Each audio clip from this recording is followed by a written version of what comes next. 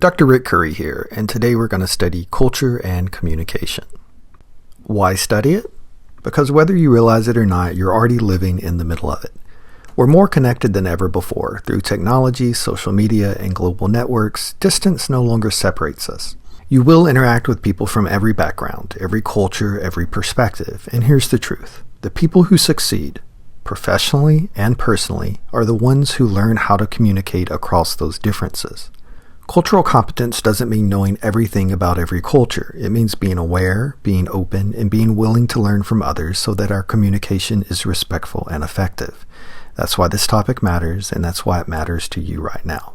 So let's start by looking at what culture actually is and why it shapes every single message we send or receive. Culture is one of those words that you have heard your entire life. But have you ever stopped to define it? Have you thought about the elements that comprise culture? Well, culture is an umbrella term. There are a lot of different things that fall under the purview of the definition. And culture is something that encompasses our social behaviors, our institutions, and the norms found in human societies. The way that we believe, the knowledge that we hold, arts, thoughts on laws, customs, habits of individuals within groups. It is a system of learned and shared symbols, of language, of values, and norms that help distinguish one group of people from another. Now, it's important to note that each one of us, we have one or more groups that comprise our identities, one or more cultures. So, for instance, maybe you were born in Argentina, but you were raised for the majority of your life here in the United States. And so you are going to have elements of both cultures, language, values, beliefs, traditions, and customs that impact your identity. You'll see here that I've highlighted the term learned. You are not born with culture instilled into you as a baby. Rather, we are taught what culture is from our parents, from our family, from friends, and then just through the general process of socialization or interacting with other people in society. Another important element of culture is norms. And norms are ideas or beliefs or behaviors that are widely accepted among a large group of people within a culture. And we'll look at an example of norm through concept of baby. When we think about a baby culturally, there are some symbols that we use in culture, in Western culture, to identify babies. So, for instance, you might have heard or seen the symbol of a stork associated with a baby. I remember I'm the oldest of 6, and as a kid, when my first brother came along, I remember asking my mom, where did this baby come from? Or why are we having a baby? And she says, well, a stork brought him. And I'm like, a stork? What? A bird brought my baby brother? Like, what? How does that even happen? Why did this bird bring him here? Like, come take him back. Like, I don't want him, right? And so we see this imagery of a stork representing the baby. And this is not unique to American culture. Thousands of years, the ancient civilizations in Greece and ancient Egyptians all used the imagery or the symbol of a stork as a baby. If we look at norms, we can look at norms around babies, specifically around gender. If I were to say a baby is wearing blue, you would probably say, well, that baby's gender is a boy. Or I could say a baby girl, and you would say pink. And so that is what a norm is something that has become widely accepted and ingrained into society in regards to that. Again, something that is taught to us from a very early age. So gender is deeply ingrained in our personal identities. Gender is cultural. It is learned. We learn it through socialization. We are taught through family and friends and interaction with others in society what is normal for gender. Academic research shows us that gender norms don't just impact us in terms of our personal identities, but that the impact of gender norms extends into the professional workplace as well. This study showed that there are male-dominated jobs and female-dominated jobs in which men or women are more likely to be hired as either CEOs or journalists, nurses, etc. There are some gender-neutral type of job hirings, integrated jobs in terms of this study in which there were no preference in hiring male or female applicants. You see that in terms of college professors as examples example that they've listed here. The textbook says that some cultures are more masculine and some cultures are more feminine. The United States actually is more of a moderate or a neutral culture when it comes to gender norms. If I were to think of the word fireman, police officer, doctor, lawyer, teacher, nurse, what were the images that you saw that popped into your head when I said those words? That highlights the impact that gender norms and culture, in terms of how it shapes our perception of who we are, impacts us and even impacts us in the professional setting. You may be thinking to yourself, well, that's not cool, Dr. C. Well, remember, gender norms is an innate part of the human experience. It is ingrained into our lived experiences even before we're born. I don't feel bad, Peter. Gee, I never thought of it like that. See, as evidenced by these gender reveal fails. Come on, dude, swing the bat. You had one job. Now you've messed up your whole gender reveal before the gender reveal. You see, gender is so deeply ingrained in who we are that we start embedding it into the experiences of kids even before they're born. This is probably my favorite video You think here. you're gonna have a sister? What happens if it's a brother? I cry forever. All right, look in the mirror. I feel your pain, little girl. Now let's look at culture from a little bit different perspective, what they call the iceberg concept. So this is a photo I took in Alaska on a recent cruise, and I've had the privilege to go to Alaska a few times, and it is really cool to see icebergs. Just the color, beautiful turquoise blue color, something that you don't see anywhere else in the world. It's really awesome experience. But one of the fascinating things about an iceberg is the portion of that iceberg that we can actually see above the water is only about 10% of the total volume of that iceberg, meaning most of that iceberg is actually under the water. So with culture, there are things that we can see, but the majority of things in terms of culture are things that we can't see. For example, some of the surface level of culture that we can see is food. We can see how people dress. We can hear the music that people play. We can see the visual arts, drama, crafts, watch them dance. We can read the literature and the books that they write. We can hear the language that they speak. We can see their customs and their celebrations, the games that they play, the holidays that they celebrate. Those are surface level aspects of culture that we can see. But we have these deeper, below the surface level components of culture that are things that we cannot see. And these include things like concepts of beauty and notions of modesty, how we experience work, the ideas and beliefs that we hold about things like religion and raising kids, how we interact socially, the tones and the attitudes that we use towards elders, ideals of respect, definitions of obscenity. So these are all deeper level aspects of culture that we don't necessarily see just by looking at culture, a group of people from that surface level aspect. So remember that. The things that we can see is very little of what actually comprises the culture of a group of people. So here's a helpful tip for how you can improve your communication practices, and that is to practice cultural competency. Don't be afraid to ask people questions, to be willing to learn and understand more about cultures that you aren't familiar with. But be respectful when you do that and keep an open mind. Remember, just because something isn't familiar or normal to you and your set of lived experiences doesn't mean that it's not normal for someone else. In fact, they probably view your traditions and customs and holidays as being a little bit weird. So be respectful, but give yourself and give other people the opportunity to share their experiences. That's a really easy way that we can increase our cultural competency. That makes us better communicators, and it also increases our empathy. And empathy is one of the biggest skill sets that we can have as people. An easy way here, you see I have holiday highlighted, and that is because learning about other people's holidays is a really easy, low-risk way of learning more about another culture that isn't offensive to most people.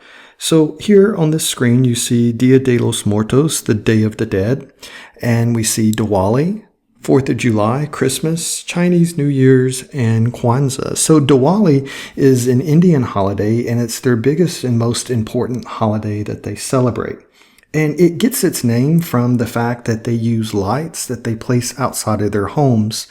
And those lights symbolize that the inner light that they have protects them from spiritual darkness. It's a really cool and interesting holiday to learn about. We have the Day of the Dead, and this is primarily celebrated by Mexican families, and it's almost like a family reunion, except with deceased ancestors as being the guest of honor. So it really is a celebration of life in the embrace of death. Another really cool and interesting holiday to learn about. We have the Chinese New Year, and the Chinese New Year is celebrated by more than 20% of the world's population. It can be up to 16 days in length, and it highlights the transition between zodiac signs. 2025 will be the year of the snake, 2026 the year of the horse, and 2027 the year of the goat. And each of those zodiac signs represents different phases of life and different things that will be highlighted during that specific year. We have 4th of July here in the United States, and the 4th of July is celebrated for the United States independence from Great Britain, and so it's a holiday that we generally celebrate with tons and tons and tons of beautiful fireworks. You can improve your communication and your cultural competency is just asking people to share a little bit about their experiences. So reach out and ask someone who's a part of that group. Say, tell me a little bit more about how and why you celebrate this holiday, and you'll learn a lot. So I am on my board of directors for my local neighborhood community, my HOA, and I posted this a few years ago. I have a lot of Indian neighbors, and I was shocked by the number of people who appreciated that post and actually took the time to reply back, Happy Diwali. And so we can use this cultural competency, increasing our cultural competency, to build rapport and to make sure that other people feel seen, valued, and appreciated. And that's why organizations also do this. So in terms of organizational communication, you'll see companies send out emails that will say Happy Holidays. And so you'll see this recognition of the major events and cultural traditions and holidays that people celebrate, and organizations will be respectful of that, and it makes their employees feel seen and valued. Just to recap, what we've learned to this point is that culture is an umbrella term that encompasses a whole host of ideas. And it is not something that we are born with. Rather, culture is something that we learn through socialization with other people. Culture also isn't a property of countries, our ethnicities, our economic classes. Rather, culture is a property of people. Countries, in terms of nationality, they can shape our view of culture, but countries themselves don't necessarily have culture. It is the people. It is the people within those countries that actually give culture those defining traits and characteristics. Let's look at this in a little bit more detail. If we take the people of Texas and we go to Idaho, and we take the people of Idaho and we just switch locations. We move everybody from Texas to Idaho and everybody from Idaho to Texas. Is Texas still Texas? Is Idaho still Idaho? Is the culture of those places still the same? And the answer is no, of course not, because culture is a property of people. So if the people are different, then the culture is different. And that's a really cool way of looking at it. We can look at it on an even macro level here in Texas. For instance, is Houston different from Dallas? Is Houston different from Austin? Is Houston different from San Antonio? Of course it is, right? Houston has its own unique culture in many ways, and that's because of the people who call Houston home. So Houston, Texas is a really awesome city, and I don't say that just because I live here, but I chose to come to Houston after having worked in multiple places across the country. And I came to Houston because it is a diverse city and it had a lot of different things to offer.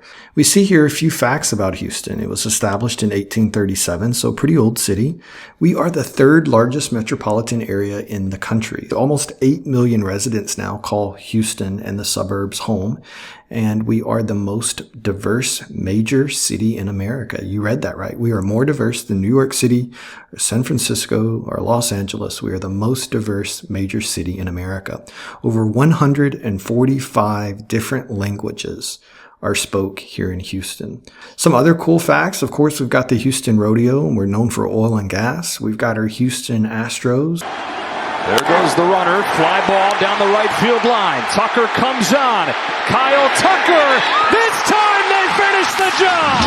The Houston Astros, world champions.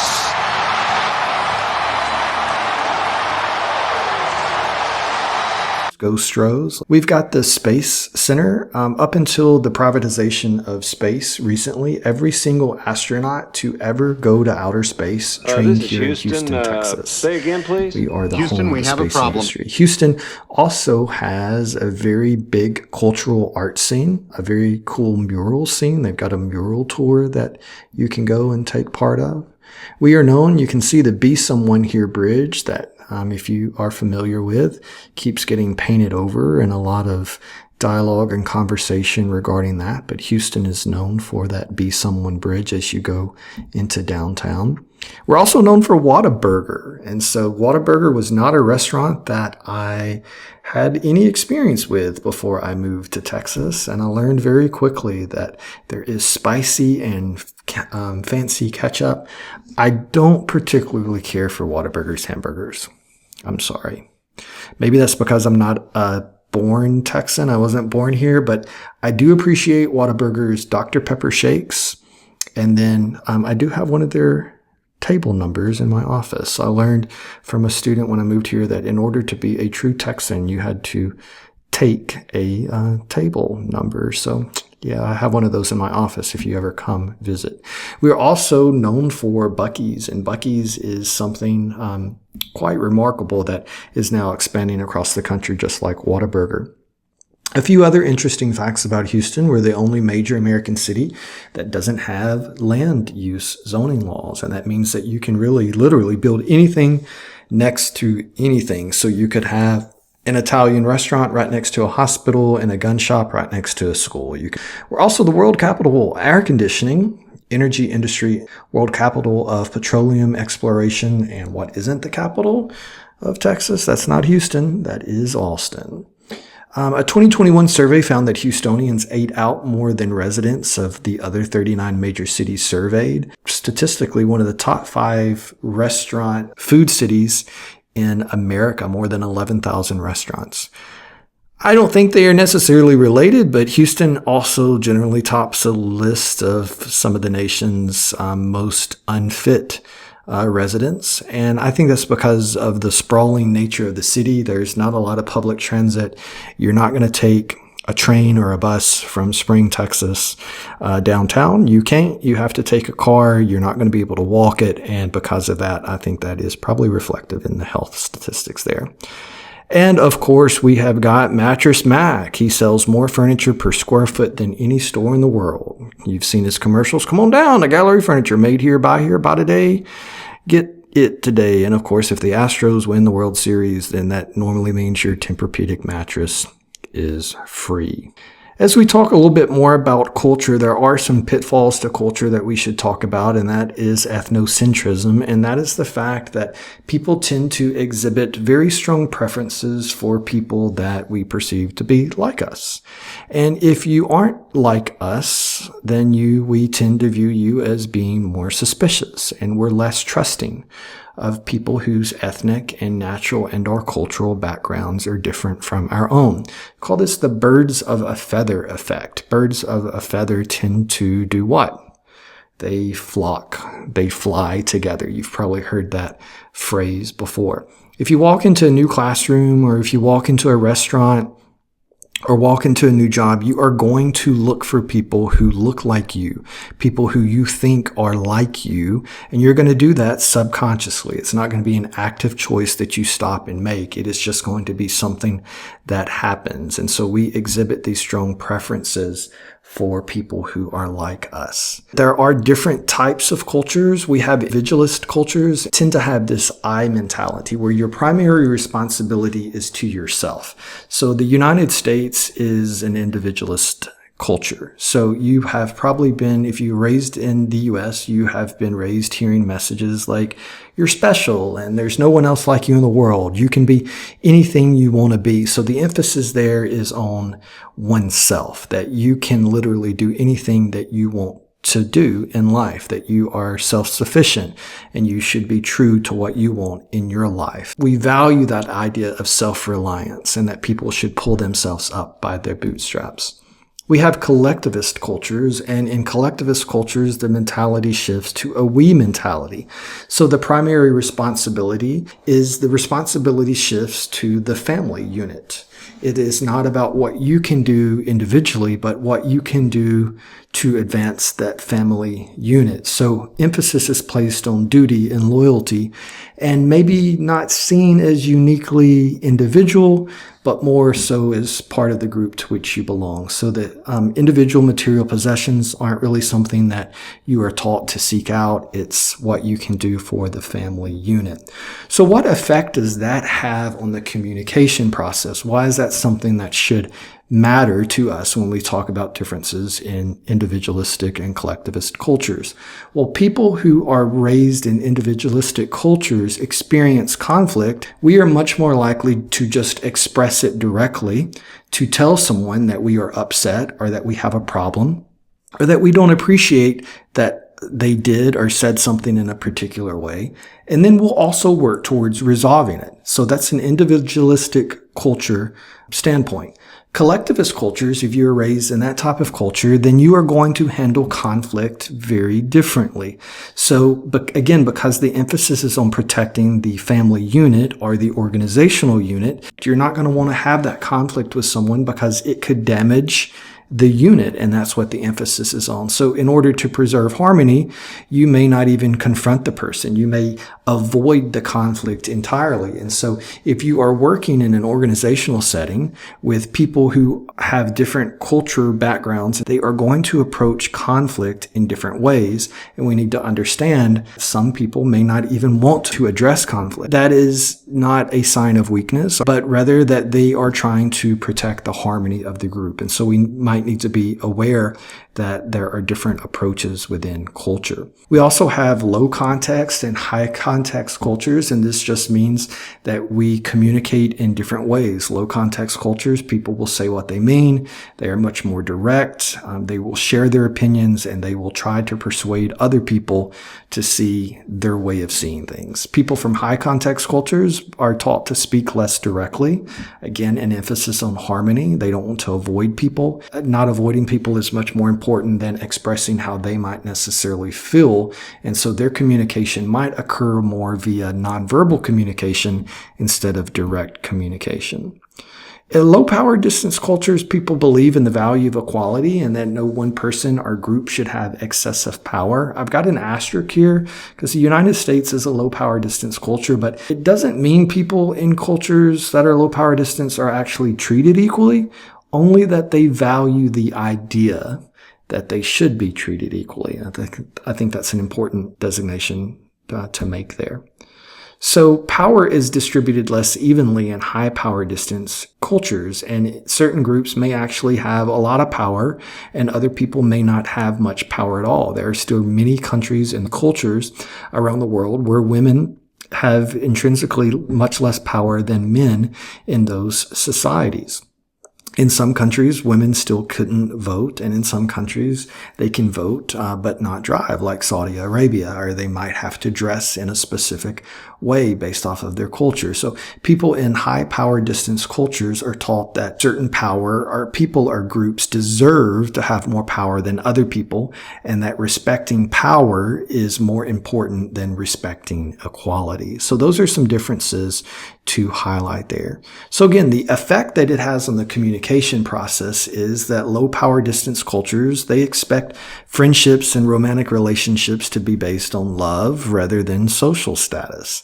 People from high power distance cultures, they are expected to pick friends or mates from within their social classes, or their relationships may still be prearranged. Someone else may actually choose their friendships or romantic relationships or even their work relationships. Low power distance cultures are taught that it is their right to question authority versus the emphasis placed on obedience and respect for power within high context cultures. One of the last things that we'll talk about in terms of differences in culture is monochronic versus polychronic. You'll probably never remember those actual terms, but what I do want you to remember is that based off of the culture that you're raised in, you're going to view time differently. So in monochronic culture, time is a commodity. So this would be the United States. We save time, we spend time, we value time, we invest time, and we waste time. We treat time as valuable. That's why we have phrases like time is money. In polychronic cultures, time is viewed much more holistically and far less structured. So instead of treating time as a finite commodity, it's something that we're more likely to perceive as a never-ending resource, that there is this abundance of time. And as a result of that, our schedules are more fluid. And so more value is attached to the quality of the life lived versus punctuality or efficiency. You can ask yourself this if you were raised in U.S. culture, especially in professional settings. If you're supposed to be at work at 9 o'clock, what time do you show up to work? You show up to work at 9 o'clock. And you're going to work an 8-hour workday. Traditionally, that's how culture in the U.S. works in terms of professional settings. If you lived in Spain, then you would have a siesta. You would actually have an afternoon break built in to your schedule to where you can take a nap or you can take a break, and businesses will actually close. And so again, you see a very unique difference there in terms of how time is viewed across cultures. You may also see this if you have Hispanic friends. I would ask my Hispanic students, okay, there's a party that starts at 8 o'clock. What time do you show up? None of my Hispanic students ever raise their hand and say, Dr. Curry, you show up at 8 o'clock. Because you don't show up at 8 o'clock in Hispanic culture. You show up much later. So again, you see those differences, and that difference in time between the U.S. and a lot of Hispanic cultures is monochronic versus polychronic. We view time differently. So just understand that that is a big difference in how we view culture also. Lastly here, culture is deeply embedded into our sense of personal belonging and our identity, and this causes us to feel uncomfortable when our norms are challenged. This contributes to resistance to change, meaning we don't like to change how we see the world, how we feel about the world, in the way that we view certain concepts, because it makes us uncomfortable, because culture is so deeply embedded into our personal belonging. But my question for you would be this: anytime that you feel uncomfortable about a new idea or topic or culture of our way of life, or way of seeing things, is to ask yourself, what is your why? Why do you feel the way that you feel? And be willing to challenge that, to learn and to grow and to seek out more knowledge and more experiences with things that might make you feel uncomfortable. Because if you can do that, that will increase your cultural competency when it comes to understanding culture and communication.